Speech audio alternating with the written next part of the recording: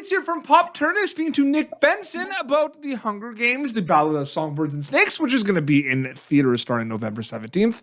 Welcome to the show, man. Thank you so much for being here. Of course, thank you for having me. I mean, it's crazy, right? Because, this is such a big universe. People love the books. They love the movies. Now we're getting a prequel and everything. And I feel like people were waiting and waiting, and they're going to be able to see it. Like, is it starting to hit you that people are going to be able to see it? Yeah, I mean, I feel like it's been, again, it's been such a long time. We wrapped like a year ago. I was like, when is this coming out? And So, it's interesting too, right? Because you get so invested, but then it's kind of like the actor life. It's like on to the next and everything, right? So exactly, but now exactly. it's all coming, like it's all probably hitting you back now with all the BTS and everything, right? For sure. Yeah, I'm like, oh wow, like I'm remembering how much of a good time I had and like, all of my castmates and like I'm seeing them post all their stuff. I'm like, oh my gosh, I miss everybody. So it's super cool to, have everything start again because now I'm like super excited for everybody to see it. Like I said in the top of the interview, Nick, there is a lot of source material here, right? There's the books, there's the movies that people watch. What is your relationship with the source material? Are you really invested in it? You don't really think about it as much? Like I'm curious about that. Well, I mean, I was a fan to start with. I read the books, I saw all the movies, so I was definitely, very excited and super just thrilled to like get into the stuff. Um, but I think, I mean, with along with the script, I felt like I kind of, since the script, obviously differs a little bit from the book Mhm. in some areas.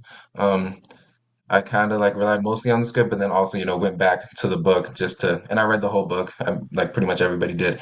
But, I just went back to kind of reference it and get some more maybe insights that weren't necessarily in the script. So I did, yeah, kind of represents the book and the script. And then, of course, I already knew the old movie, and book, so I had all that context already. Yeah, and the Hunger Game world, Nick, is it's very genre bending in regards to there's like the drama and the love stories and the relationships, and there's the action because it's the Hunger Yeah. Games, right? Game on. You know what I Yeah. mean? Are you conscious of that when you're making it, that it is genre bending and there is that kind of those two worlds a little bit? Like, or do you think about that like after you wrap mostly? Mostly after, um, and also because I guess I mean, like my character, like I mean, he's not super involved in the love story part of it, at Yeah. least in this movie. But but yeah, it's more something like that I kind of think about afterwards. Like I'm kind of aware it's going on, but like it's not something I like pay conscious attention to, just because I'm, just trying to be the character, trying to live truthfully, all that stuff. So that's usually my main focus, and everything else, yeah, it's kind of an afterthought. Absolutely. This was shot in Germany, and some of it was also shot in Poland. Was most of your stuff in Germany? Would you say?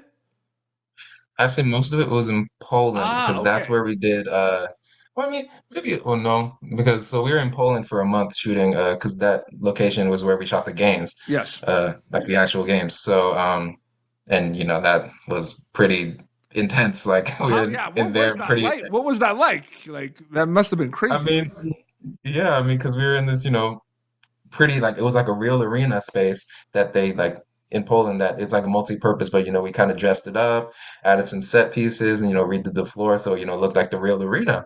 So so it was really kind of easy to immerse myself in the world because I was like, wow, this feels like pretty real.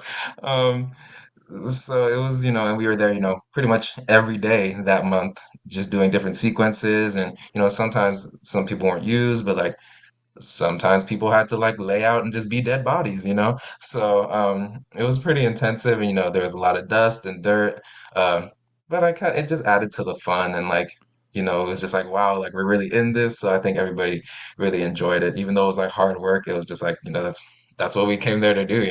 I feel like I should have asked this a little earlier in the interview because you really kind of dived into like the fact that your character in the games and everything. But like, what was the audition process like for this? Like, did you audition for the character you got? Did you audition for a bunch of characters? Like, what can you tell me about that? So I auditioned for two characters, Yep. two other tributes. I auditioned for the character I got, Jessup, and then Reaper, which is the District 11 Yep. tribute. Um, so I just did self-tapes for those, and then I didn't hear back for a month. And like how acting goes. I'm like, okay, well, It on really to the is on next, to the next. Like Like that's literally. I I know think. Right. And I was like, oh, it's the Hunger Games. Like, what are the chances, you know? So I was just like, okay. But then a month later, they said I got a call back for Jessup. And so I had a Zoom session with Francis, the director, and then Nina, the producer, and then all the casting people. And so I just had my Zoom session, and well, that was that. And then The rest was a week history. later, they called me and told me I and got it. That's A week so later, and awesome. I was just I'm like, so happy. I love that, man. I'm so happy for you. And thank it's you. interesting too because did you know it was a Hunger Games movie? Like when you got the opportunity to audition? No, because I had to figure it out because they had like a working title for it, and they didn't What was the flat out working say title? it was called Butterfly. That yeah, that's got brought up in other interviews of your cast members Yeah. as well. And the funny thing about that is like they didn't even want to risk it. And they didn't want to call it Songbird or Snake. Nope. Nope. Something completely unrelated, because as soon as somebody finds out, like everybody's there. I feel like Songbird definitely would have gave it away a little bit. Oh yeah, probably. It's maybe a little on the nose. Oh man, it's so crazy. Um, is it crazy to think about how big this world is, character wise, emotion wise, effect wise? Like, it's big all around. You know what I mean? It's not just big with you and all your cast members, like size wise. It's big Mm. emotion wise. It's big action wise. It's big in like 5 or 6 different ways if you think about it. Yes. Yeah, I mean it is like again, like I feel like a lot of the cast we didn't really think about like how like epic it was in the Mhm. moment. Like we had those like moments where we were like, oh wow, this is like there's really a lot of meat here. But again, I think a lot of us were just kind of trying to live within the circumstances, and we were just also having so much fun that like we kind of kind of took the weight and pressure off of it, Yeah. even though there was a lot going on. So I think it just like us having so much fun and being excited to be there, kind of took some of the weight off of that. And like, even though, it is super big. So I think that's more of like a hindsight thing. What are the But I think it conversations? all comes across as well. 100%. And what are the conversations to add to that? What are the conversations with your castmates, like at base camp or like while you're just waiting to go on? Like, are you talking about the craft? Is it a good time to kind of get your mind off things? Like, what are those conversations like specifically? I mean, I guess it varied, because we have, people, if they had like their moments coming up or like close-ups, they'd, be like doing their own thing or like maybe running their scene with somebody. And then, we'd have people like if I didn't have like a scene or if I wasn't on camera, like we were like playing Super Smash Bros. We were like playing Nintendo Switch. So, which again, I think, again, since the subject material is just so heavy, like we just needed to, have some fun while we weren't filming. Yeah. And And I I, don't, it's going to be different for each people because each character probably has more heavier scenes than others, right? So the experiences of rapping are going to be different. What was your experience rapping this project? Was it exhausting? Was it a bit kind of self reflection? Was it, I'm ready, let's do the next one? Like, what were you feeling when you wrapped the mm, movie? that's a great question.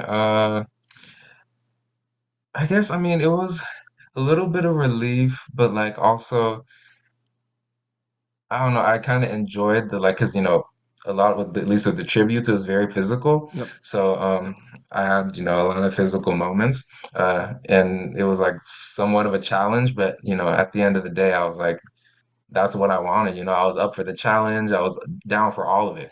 So there was kind of like oh, like I'm sad this is over. Um, but I also was just like very proud as well, just of all the work everybody did, and everybody on set was just like so hardworking, but like also just super nice, and like everybody just worked together because you just want to make something great.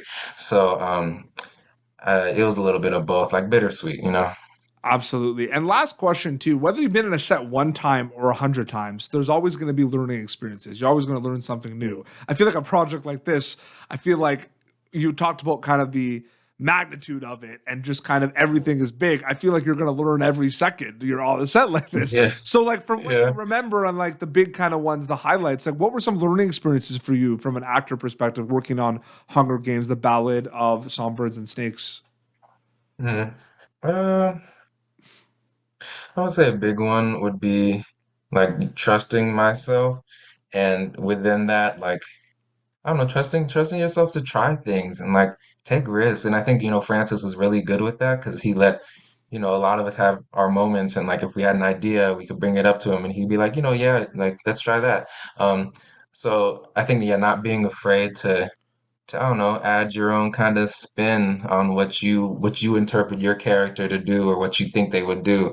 And just, not being afraid to think outside the box and just try something because why not? Like what do you have to lose? Absolutely. No, that's really well said. And I can't wait for people to see the movie starting November 17th. Next week, comes out next week. Yeah, next Friday. Oh, it's so crazy. I'm so happy for you and the cast and the crew. Enjoy Thank every you. minute of it. Nick, so great chatting with you, man. Thank you so much for coming on the show. Thank you, man. You too. Thank you so much for having me. Absolutely. Is Instagram the best way for people to keep up to date with everything? Like on your end? Like, Yeah, I'd yeah. say so. Is it Yeah, just your for name? sure. Yeah, it's Nick. Well, it's Nick, NickKK Benson. Awesome. Well, this has been Popternative. YouTube.com/Popternative for previous episodes. You can catch Nick Benson in The Hunger Games, The Ballad of Songbirds and Snakes in theater November 17th. Till next time, this is Nick and PD Beats signing off. Thank you for tuning in to Popternative. Make sure to check out our past episodes of Popternative on YouTube. This has been an Autograph Communications production.